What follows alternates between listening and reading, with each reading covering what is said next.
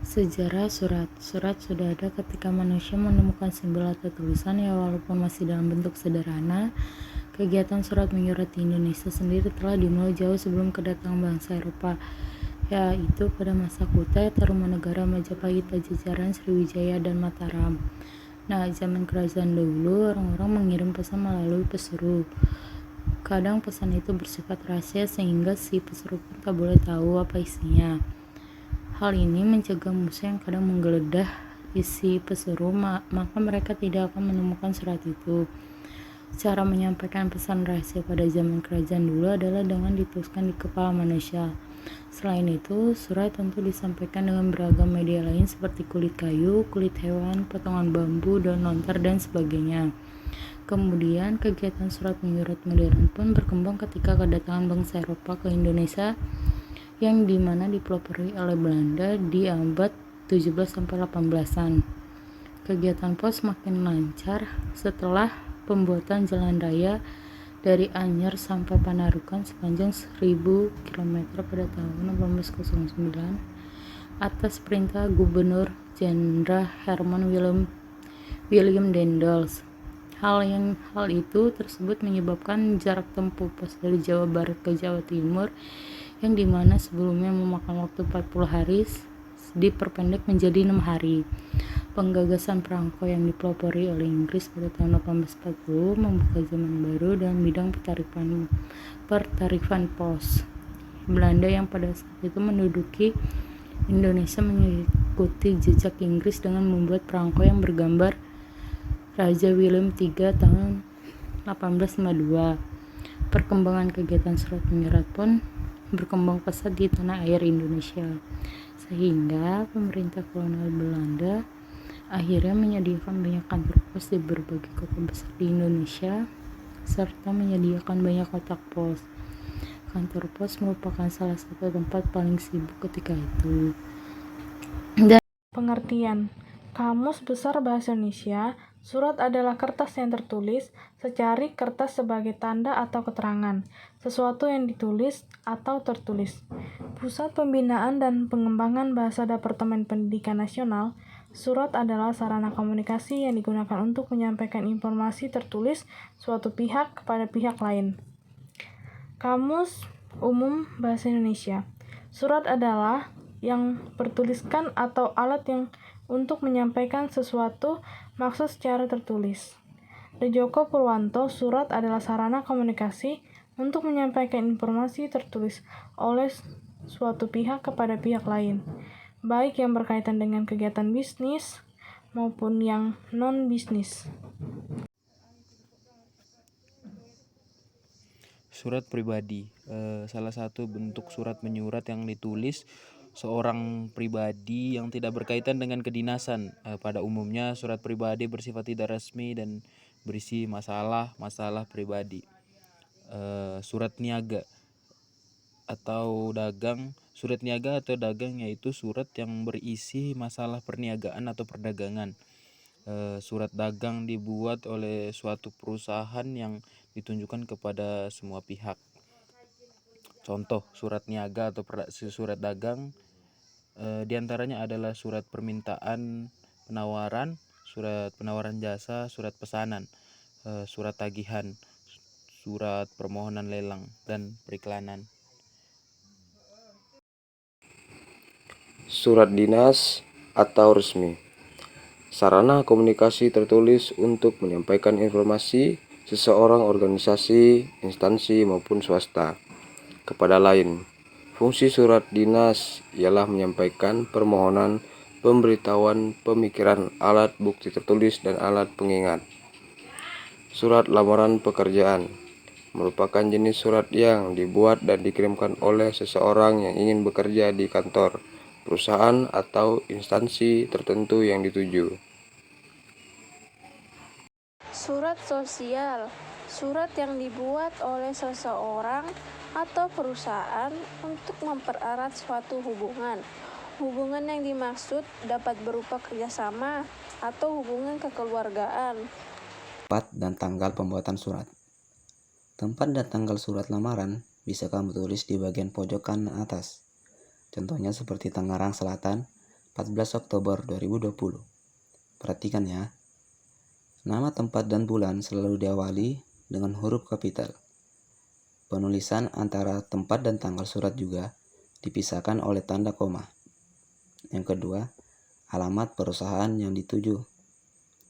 Lalu, di bagian bawah sebelah kirinya, kamu tulis nama penerima dan alamat lengkap perusahaan yang akan kamu tuju. Nah, untuk nama penerima, kalau kamu nggak tahu nama HRD-nya, kamu bisa tulis dengan nama bapak atau ibu aja ya. Contohnya seperti begini. Bapak atau Ibu HRD PT Ruang Raya Indonesia. Jalan Tebet Barat Dalam Raya nomor 22, Jakarta Selatan.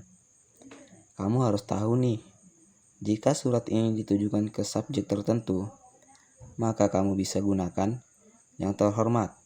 Tapi, jika ditujukan untuk perusahaan tanpa subjek tertentu, maka gunakan kepada. Jadi, jangan gunakan kedua-duanya. Kemudian, untuk PT, nggak perlu diikuti dengan tanda titik. Yang ketiga, salam dan pembuka surat. Salam dan pembuka surat biasanya ditulis dengan kalimat dengan hormat.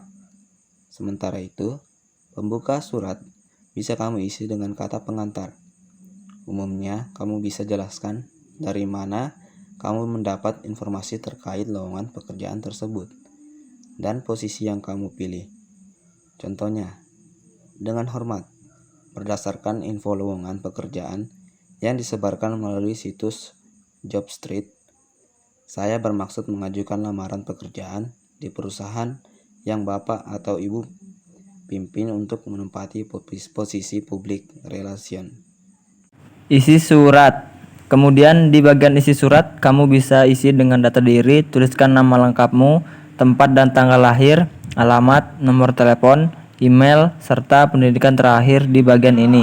Kamu bisa jelaskan juga kemampuan yang kamu miliki, baik itu soft skill maupun hard skill.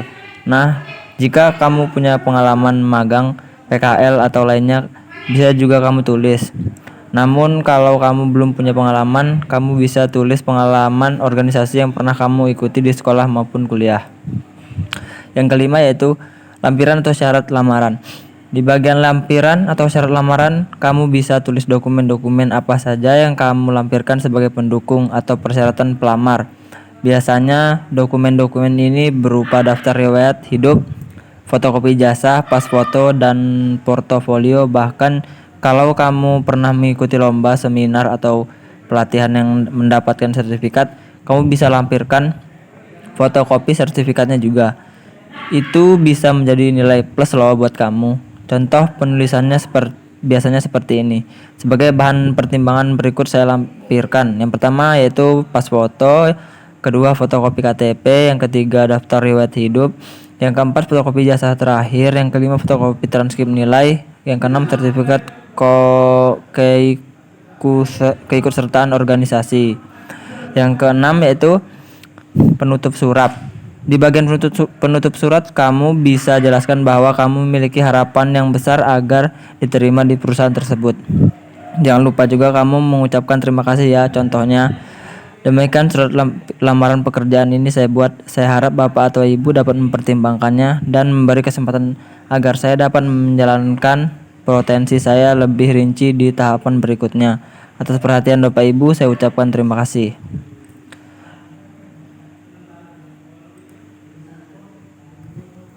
Yang ketujuh, tanda tangan dan nama pelamar. Terakhir ini untuk tanda tangan dan nama pelamar bisa kamu tulis di pojok kanan surat. Contohnya, hormat saya. Demikian, terima kasih. Struktur surat dinas. Surat dinas tentu memiliki struktur berbeda dibandingkan surat lainnya. Karena surat ini tergolong surat resmi, maka surat ini biasanya memiliki beberapa bagian yang harus tertera secara jelas. Di antaranya adalah 1. Kop surat. Kop surat merupakan bagian awal dan teratas dari sebuah surat perdinasan. Fungsinya untuk menjelaskan dari mana instansi yang mengeluarkan surat tersebut. Biasanya, kop surat terdiri dari logo instansi, nama instansi, alamat instansi, nomor telepon, dan email instansi. 2. Tanggal surat.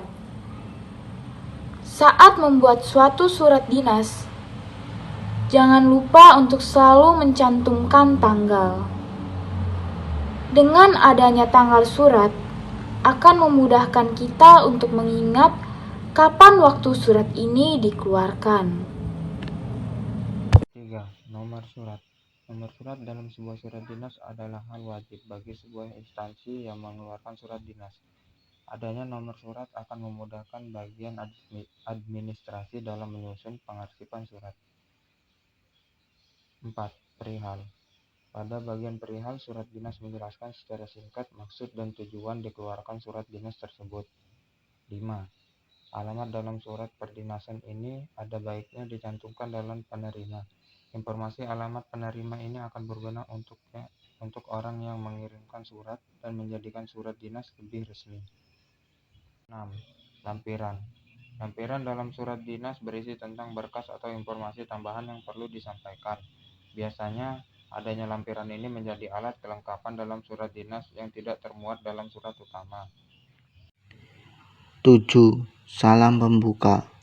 Seperti halnya surat lainnya, surat dinas juga wajib menggunakan salam pembuka yang formal agar surat dinas terlihat lebih resmi. 8. Isi surat. Pada bagian isi surat sebaiknya menjelaskan secara detail, singkat, dan padat mengenai maksud dan tujuan pembuatan surat. Sampaikan pokok permasalahan dan hindari tulisan yang bertele-tele dalam surat dinas. 9. Salam penutup. Jangan lupakan salam penutup sebagai bagian akhir surat. Penggunaan salam penutup ini merupakan bentuk rasa hormat dan sopan santun kepada penerima surat serta menunjukkan akhir dari surat. 10. Nama dan stempel. Yang tidak kalah penting adalah pencantuman nama pejabat yang berwenang mengeluarkan surat dan stempel instansi penerbit surat. 11. Tebusan. Tebusan dibuat apabila ada pihak lain yang perlu mendapatkan informasi mengenai surat dinas yang kita buat.